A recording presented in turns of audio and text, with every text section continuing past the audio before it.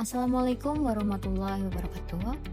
Kami dari mahasiswa Fakultas Hukum Universitas Negeri Semarang Angkatan 2023 Rombel 13. Tujuan kami membuat video ini untuk memenuhi salah satu tugas mata kuliah Peradilan Tata Usaha Negara dengan dosen pengampu Bapak Muhammad Imam Gustomi, SH.MH.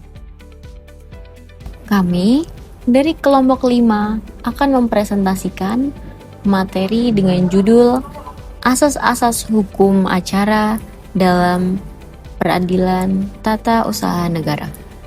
Sebelum masuk ke materi, izinkan kami memperkenalkan diri terlebih dahulu. Anggota kami terdiri dari Salvia Maila Faza dengan NIM 2308 010126. Selanjutnya ada Wahkuna Selena Putri dengan NIM 2308 010129.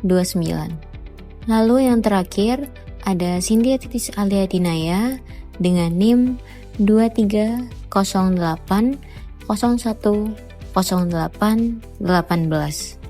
Lalu kita masuk ke latar belakang.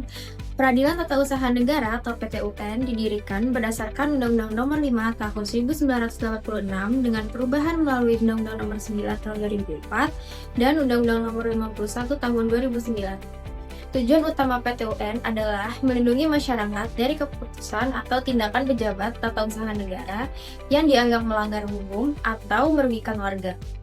Selain berfungsi sebagai tempat penyelesaian sengketa, PTUN juga berperan dalam mengawasi tindakan pemerintah agar tetap sesuai dengan prinsip negara hukum. Untuk itu, asas-asas hukum acara PTUN dijadikan pedoman agar jalannya peradilan itu berlangsung secara adil, transparan, cepat, sederhana, dan melindungi hak-hak warga negara. Selanjutnya kita masuk ke fungsi asas hukum acara PTUN. Asas hukum acara dalam PTUN berfungsi sebagai fondasi dan arah bagi hakim maupun para pihak yang berperkara.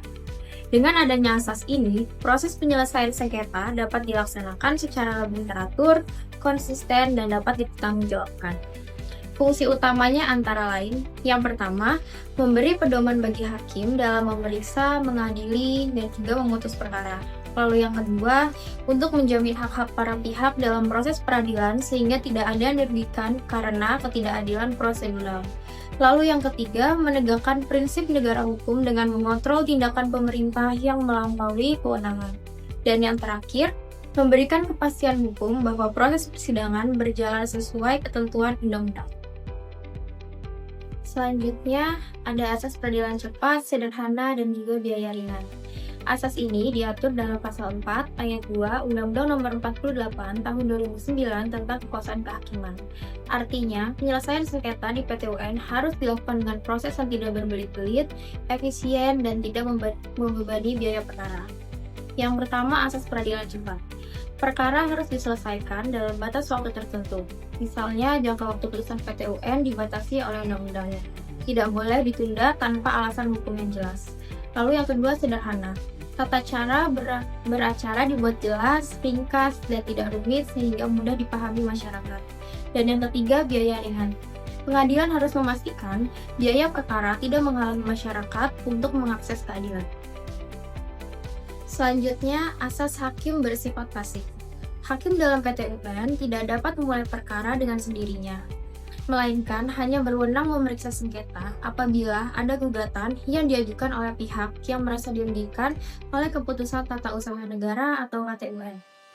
Hakim juga hanya dapat memutus dalam lingkup apa yang digugat, tidak boleh melampaui tuntutan yang diajukan penggugat. Prinsip ini dikenal sebagai ne ultra petita. Dengan demikian, hakim bersifat pasif dalam arti yang pertama, tidak boleh bertindak sebagai pihak memulai perkara, yang kedua, tidak boleh menambahkan tuntutan yang tidak dimengerti penggugat, dan yang terakhir, hanya memutus sebatas yang diminta dan dibuktikan. Selanjutnya yaitu asas audet altaram partem atau hak didengar kedua belah pihak. Prinsip ini berarti bahwa dalam setiap sengketa, semua pihak harus diberi kesempatan yang sama untuk menyampaikan argumentasi, bukti, dan pembelaan diri. Penerapannya dalam PT-UN meliputi yang pertama, penguatan berhak mengajukan gugatan dan bukti-bukti. Yang kedua, tergugat atau pejabat tun berhak mengajukan jawaban, bukti, dan saksi. Yang ketiga, proses replik duplik menjamin adanya dialog hukum yang sinambung. Asas ini sangat penting agar putusan hakim tidak lahir dari satu sisi saja, melainkan setelah mempertimbangkan argumentasi dan bukti dari kedua belah pihak. Dengan demikian, terjamin adanya fair trial atau peradilan yang adil. Selanjutnya yaitu asas bebas dan tidak memihak. Hakim petun harus independen, bebas dari campur tangan pemerintah, pejabat, partai politik, maupun pihak yang berperkara. Putusan hanya boleh didasarkan pada hukum yang berlaku dan fakta yang terungkap di persidangan, bukan karena tekanan atau kepentingan tertentu. Asas ini merupakan cerminan dari prinsip imparsialitas hakim. Hakim yang tidak memihak memastikan bahwa putusan PT-UN benar-benar mencerminkan keadilan, bukan sekedar menenangkan pihak tertentu. Dengan asas ini, kepercayaan masyarakat terhadap PT-UN dapat terjaga. Asas objektivitas dan legalitas.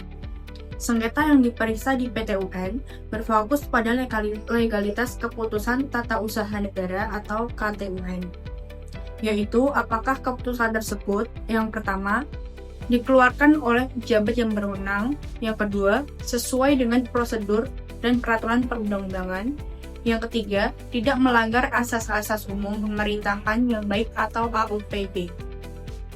Selanjutnya yaitu asas pemeriksaan tertulis. Proses beracara di PT-UN lebih banyak dilakukan secara tertulis daripada lisan. Gugatan, jawaban, replik, duplik, dan alat bukti terutama berupa dokumen administratif. Hal ini berbeda dengan peradilan pidana atau perdata yang lebih banyak bertumpu pada pemeriksaan lisan di persidangan. Asas ini menjamin bahwa sengketa administrasi negara dapat diteliti secara mendalam melalui dokumen resmi yang dikeluarkan oleh pejabat tun. Selanjutnya ada asas erga omnes. Putusan petun yang sudah berkekuatan hukum tetap tidak hanya berlaku bagi penggugat dan tergugat, tetapi juga berlaku untuk semua orang. Contohnya, jika petun membatalkan suatu surat putusan, maka SK tersebut dianggap tidak sah dan tidak berlaku lagi bukan hanya bagi penggugat tetapi bagi semua masyarakat. Selanjutnya ada asas legal standing atau kepentingan hukum. Seseorang atau badan hukum hanya dapat mengajukan gugatan ke petun apabila memiliki kepentingan hukum yang dirugikan akibat KTUN. Dengan adanya syarat kepentingan hukum ini, yang pertama, hanya pihak yang benar-benar dirugikan yang dapat menggugat. Yang kedua, gugatan yang bersifat iseng atau tidak relevan dapat dicegah. Yang ketiga, PT-UN dapat fokus menangani perkara yang serius dan nyata. Asas ini merupakan filter pertama dalam menangani dan menerima perkara di PT-UN. Asas-asas lain yang relevan. Selain asas-asas pokok, terdapat pula asas lain yang penting dalam hukum acara PT-UN. Yang pertama, ada asas keterbukaan. Persidangan pada prinsipnya terbuka untuk umum, sehingga masyarakat dapat mengawasi jalannya pengadilan. Yang kedua, ada asas kepastian hukum. Putusan hakim harus jelas, pasti, dan dapat dilaksanakan. Yang ketiga, ada asas perlindungan hukum. PT-UN hadir sebagai sarana bagi warga untuk mendapatkan perlindungan terhadap tindakan pemerintah yang tidak merugikan. Kesimpulan dari materi yang kita bawakan, asas-asas hukum acara PT-UN adalah landasan utama penyelenggara peradilan administrasi negara. Dengan memahami asas ini, mahasiswa hukum diharapkan dapat menganalisis perkara sengketa administrasi negara secara lebih kritis. Yang kedua, memahami bagaimana prinsip keadilan, kepastian hukum, dan perlindungan hak diwujudkan dalam praktik PT-UN. Yang ketiga, menyadari bahwa PT UN bukan sekedar forum sengketa, melainkan juga alat kontrol kekuasaan pemerintah agar tetap sesuai dengan hukum dan konstitusi yang ada.